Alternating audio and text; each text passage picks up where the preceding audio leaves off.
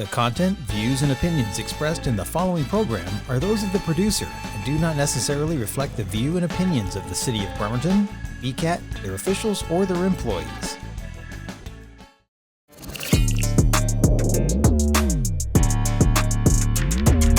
Welcome back to What's Krackin Kitsap. We're back again for part 2 with our council member, Jeff Coughlin, asking the questions that you guys wanted to hear the answers. Welcome back, Jeff. Thanks, Joe. Good to be back. All right, now I'm going to do my best to go through all of these with our time frame that we have, and I'm going to probably paraphrase some of them a little bit so that way it's not so confusing. So, first question that was put up there. We've known that you've gone through going through NASA, working at the History Museum. You're a council member as well. What are some of those skills that you've taken from that job, or those jobs, to approach problem solving today? Absolutely. And it's been a great variety of experiences because it has been small teams of people to big teams of people, working with a couple groups locally, working with tons of groups nationally. And what I have found across the board is the most important thing to do is make sure that everybody is at the table and all the ideas are on the table. Whether you're trying to solve something small and local or big and widespread, it's really about making sure you put the ideas, you get the pros and cons, you make sure you get buy-in from as many people as possible. And when you get all that community input, you get all that data, you're going to make the right decision. But I find when things don't work well is when things get taken off the table too early, you don't have enough options, or people are left out. So that is the key to me. You bring folks together and you'll come up with the right idea. Right on, dude, right on. Okay, then I guess I could follow up with what's something about living in Bremerton that shapes how you see the city? That was a good one. Yeah, no, it's a great one. I'm going to go back to a moment I talk about a lot. And it's when my husband, Nick, and I guess at that point we weren't quite married, but we had already moved to Bremerton, and we had just rented a house downtown. We later were able to buy the house, but we had just rented it. We signed the lease, and we're standing there at night, in the front yard, going, what have we done? Oh my goodness, But like all businesses, right? Exactly, right? Yeah, moving on our lives, and we're standing there, and I look at him and I say, this is going to be so great, Nick. Oh my gosh, because we're right on Pacific Avenue, and I was like, we're going to be outside, and the Smiths are going to walk by, and we're going to be like, hey, Smiths, and then the Johnsons will walk by and be like, hey, Johnsons, how's it going? And he looked at me like I was crazy then, and he still looks at me like I'm crazy, honestly. But the amazing thing has been that's what happened. It's been so great. It's like when we were in that house, we're in the front yard all the time, and we got to meet so many people just walking by. I love that about Bremerton. Folks are friendly. They know each other. Yeah. You know your neighbors. You have a sense of community. And although we now live near Evergreen Park, the same thing day in, day out. I think it's something special about Bremerton that I had not experienced, growing up in the Southwest where you had sprawling suburbia, people were apart. We have an awesome, walkable, community-focused city. And I think that is Bremerton's one of its most valued treasures. Right on, dude. Honestly, I agree with you on that one. I'm a native from here. So born at Bremerton Naval Hospital, came out kicking and screaming cool, me first, because my twin is next anyway. But man, we definitely are big about just being cool, I always tell people we were a hick town, for the longest time. And then the city folks start coming and then it started, but Bremerton's always been how you make it. You know what I mean? As fun as you make it. And it's like the military or fraternities or any of those things that you're joining a part of. It's not that makes you, but you that makes it. Yeah, you know what I mean? Like that. So I really agree with that one big time. Okay, next time. Let me not get in. We can talk, bro. All right. So next question was, when people talk about Bremerton, the housing and the homeless is always always comes up. That's very true. From your perspective, what do you think is the most misunderstood about this issue? Yeah. It is something facing our city and other cities as well, but especially Bremerton these days. And something I think is shocking folks don't know is when you look at national studies on the rates of homelessness in different cities, the number one cause is a lack of affordable housing. And it shouldn't be surprising, right? Yeah. As housing prices go up, so do homelessness. But what is fascinating is that applies to cities that have high rates of substance abuse or high rates of mental illness or low rates of substance abuse, low rates of mental illness. Across the board, the cost of housing is the number one driver of homelessness. So if we want to prevent homelessness, if we want to reduce it, lowering the cost of housing is the number one solution to prevent it before it becomes a problem. And obviously, mental health and substance abuse and other things are exacerbating factors, right? That can absolutely worsen the situation. But yeah, for folks out there, a lot of folks will blame one thing or the other. Hey, statistically, scientifically, it's the price of housing. I agree. I think that getting people in a home is going to really help a lot. You know, this kind of brings me to my next question. So, public safety comes up a lot in the city conversations. How do you balance keeping streets safe with making sure everyone feels they belong in the community? No, great question. Yeah, right. Right, and it's having it's having police and law enforcement that are working hand in hand with our community. When I talk to folks, what I find folks universally love is the bike patrol. Right, and that's something I think we would benefit from having an expanded presence of, is more officers on foot and on bikes, and especially in areas like downtown and events like First Friday. And what folks like about that is they get to know the officers get to know them. Right, they are both members of the community. You're able to have a conversation and say, hey, I've kind of noticed this thing over here, or I think this person over here needs some help. And that is what is key. And I've seen other cities have their officers at even things just like farmers market, right? You get to know them.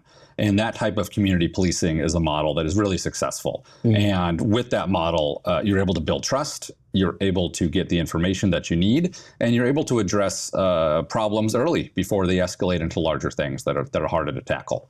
So I would love to absolutely see us have more of that. So we're saying more cops more law enforcement on the bikes. Would we be looking at some e-bikes for them? Because I know I would not want to be just and we got some, right? Yeah, of course. I have an e-bike myself, right? Yeah, no, and it's in that case, right? You can get to places you can't in a car, and again, it's so much rather than being in a car, which is impersonal. Being on foot or on a bike or on a scooter, right? I would totally love, or maybe a skateboard. Or skateboard. Hey, you know what? Yeah. Cop doing a kickflip down the stairs. Exactly. Yeah, there we go. I'll be all for it, right? Whatever manner of rolling or strolling, they want to go on, that's great. Right on, dude. Okay, let me keep it going. I know, guys. I like to talk, I know.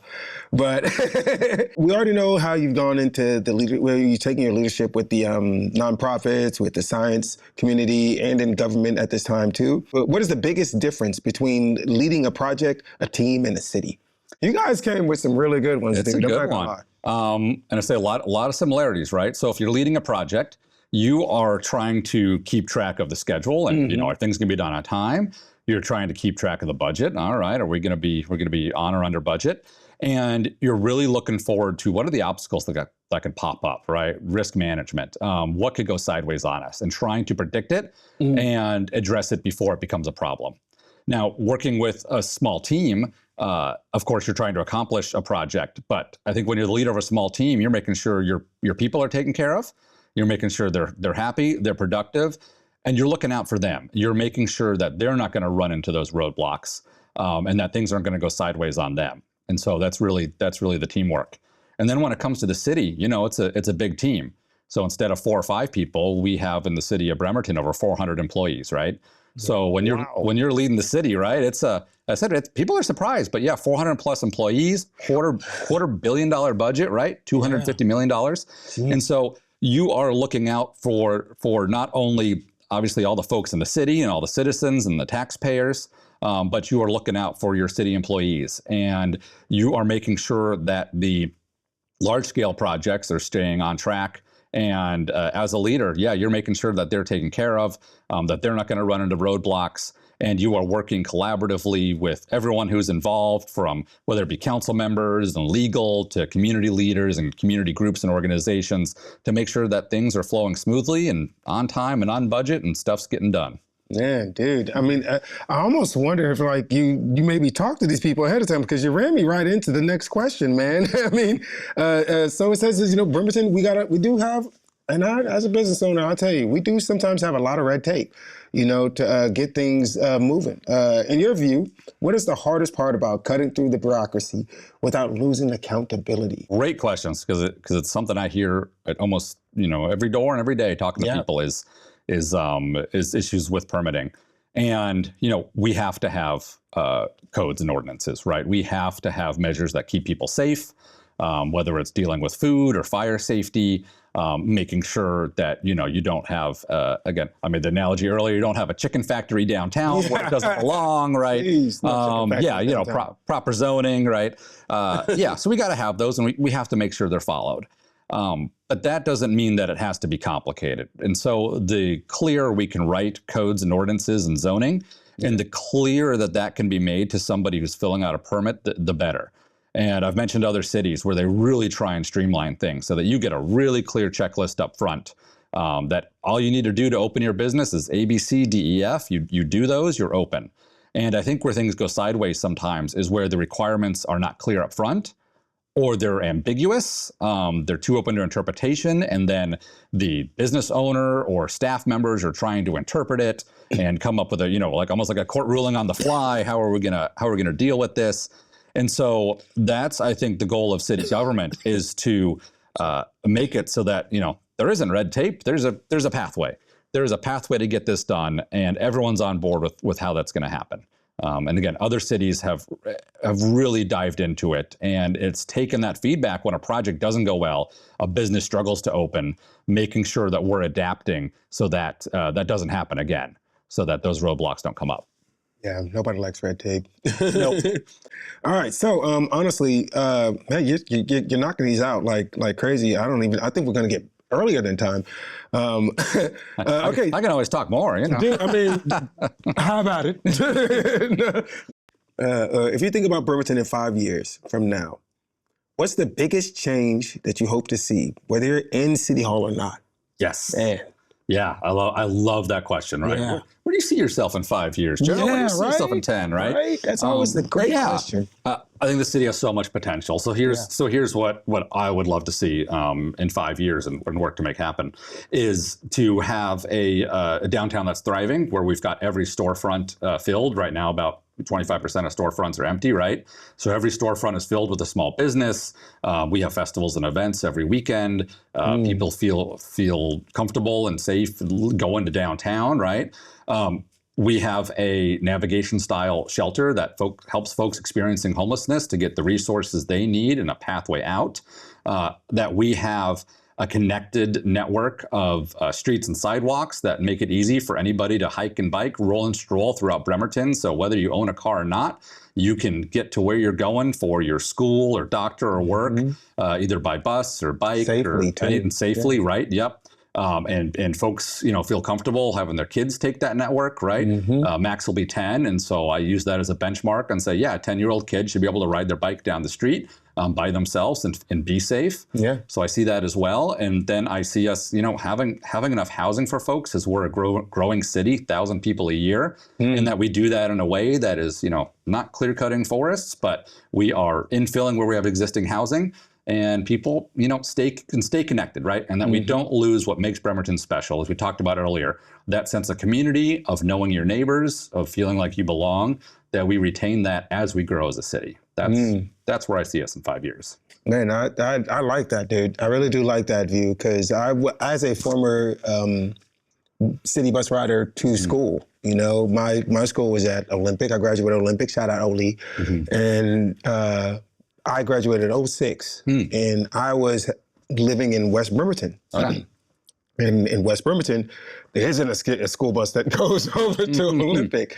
So I had to hop onto the city bus and be able to get there. And I think there's only a few times that I've, dealt with something that was a little sketchy, in the situation. But I definitely feel like, a student should be able to get on, or a young person should be able to get on to our public transportation and be able to get where they're trying to get to safely, even if it's just to the mall. Oh yeah, absolutely. And and I mentioned downtown several times, but of course we also have, the Manette area is an amazing business district. We have Callow and Charleston, which is really up and coming and an amazing business community. We got the Harrison Heights area near the old hospital, which will, in 5 years from now, I expect to see a lot more building in there and a lot more small businesses, connectedness. We got Wheaton Way Corridor, we got up at Kitsap Way. And so, folks being able to get all across those cities and do their shopping, meet up with friends, and do that safely. Yes. Yes, dude. As long as it's not, as long as it's like just a bunch of more real estate that is,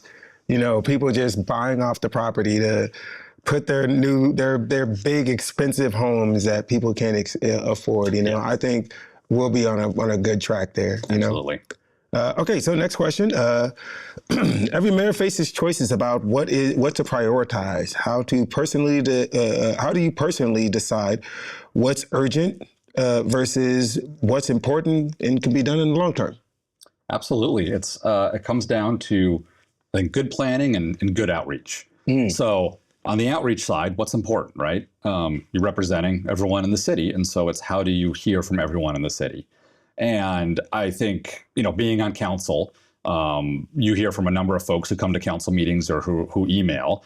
What's important to keep in mind is that may not be the majority opinion of folks living in the city. And so it is so important to, go door to door, go to community events, go to neighborhood meetings, find ways to reach people that are not traditionally engaged in city government.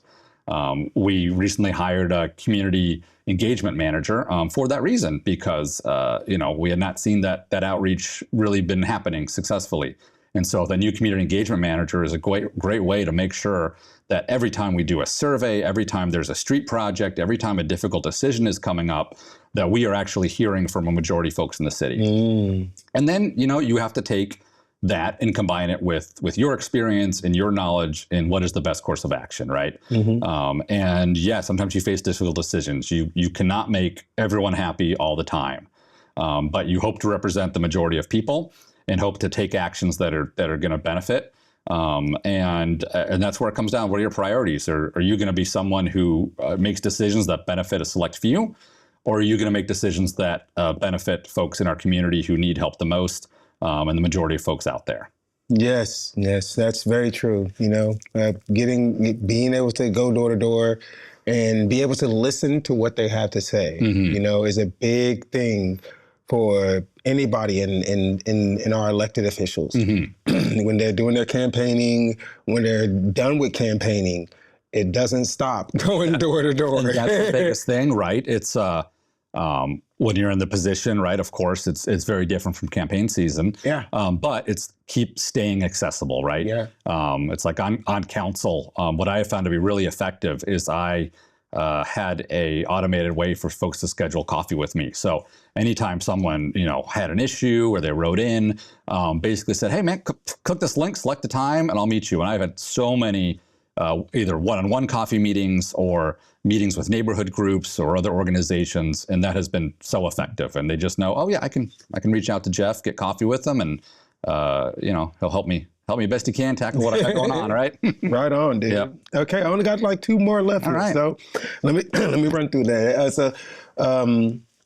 What do you think raising a family here has taught you about the city that you might not have seen otherwise? One, I've told folks on the transportation side, nothing has made me more attuned to the needs of folks in accessibility, right? Talk about wheelchairs or other modes of transportation, ADA access, than pushing a stroller around town, right? When Max was little, it was like, oh, immediately now I understand the difficulties of trying to get around if you're in a wheelchair. And so that was eye-opening. But the even more eye-opening thing is just how many amazing groups we have in this city.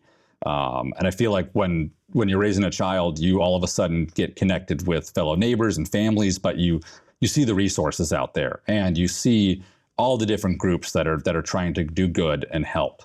And some are child focused and some aren't. I think if you go to any festival or an event in Bremerton, I think back to like Doc Loves the Kids Day, right, the other month. You saw so many resource booths, community booths, right? Every organization was out there saying, man, how can we help you?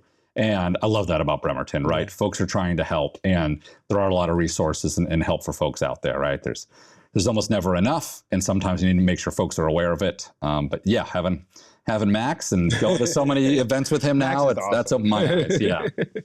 Right on, dude. Okay, so last question, and I think you got this, man. People often judge leaders not just by what they do, but people often judge leaders not just by what they do, but how they do it. So what kind of style do you want people to recognize and remember you as a leader? I should say a lot of pay attention to what folks do, not just what they say. But I love that question of, and how do they do it? And in my mind, that is at least my style, is the collaboration, right? Is that, as we talked about earlier, bringing everything to the table. And not taking anything off the table until you actually, absolutely have to. Yeah. Every, public works project that I have been a part of, I have just been a champion for, put all these designs on the table, right? In the early stages, let's make sure we're hearing from everybody. Let's make sure that we've got options 1, 2, 3, 4, 5, 6. Give me the price for each, give me the pros and cons, let people weigh in on all of them. And then at the end of the day, either, mayor or council or both will have a tough decision to make to pick something that's in budget and can be done on time and represents the majority of what people want. But yeah, bring everyone together. And I think when you do that and you get that early input, you look out for those roadblocks, right? You make sure that you don't have surprises. Things go smoothly. You spend tax dollars wisely. People are happy in the end, and you have successful projects and outcomes. That's great, man. Jeff, that's our time, man. Thank you so much for coming on there, being the first guest, man. It means a lot to me, my guy, for sure. And I'm so glad you're doing this. You've been a member of our community. You have probably talked to more people than me in the barber chair, right? And I've heard from more folks, more diverse backgrounds. This is exactly what we need in our community is you connecting folks. So thank you, Joe. Brother, I appreciate it. To our audience, this is what is Krackin Kitsap. This is what it's all about. Creating a space for real conversations that matters to our county. I appreciate you for tuning in and look forward to bringing you more videos, ideas, experiences, and stories from across Kitsap. Until next time, I'm your host, Joe the Barber, here to keep it cracking. Ciao.